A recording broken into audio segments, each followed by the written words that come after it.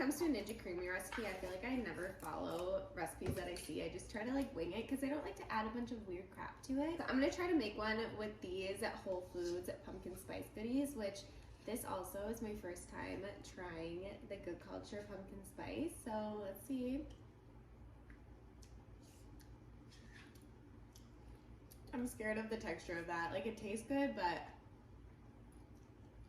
I definitely need to blend it. I feel like cottage cheese is gonna be a really good base for this Ninja Creami, just because it's like super thick and it like has a really good consistency and texture when you blend it. Guys, this milk, seriously, it's changed my life. In the fall months, I find myself in the fridge a lot, just like taking a little sippy of my milk. It's so good. It's literally like pumpkin pie in a drink. I'm obsessed. I'm also gonna add in a serving of some vanilla protein powder. I haven't ever had this one before, but I wanted to try this brand and they have these little sampler packs, so that's what we're doing.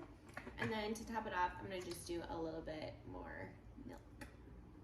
I'm a little scared that this isn't gonna turn out, but if I'm posting it, it means that it turned out and that it's actually really good. I'm really hoping to eat this tonight, so I really hope that this freezes super, super fast.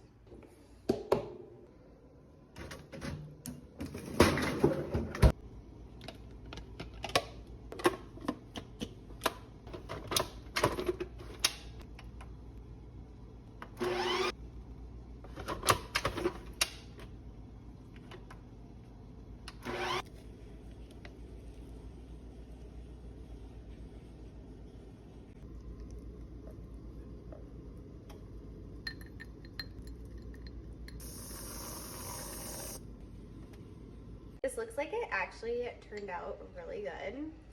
I was really impatient and I didn't let it freeze for like 48 hours or 24 hours, so it's a little bit runny, but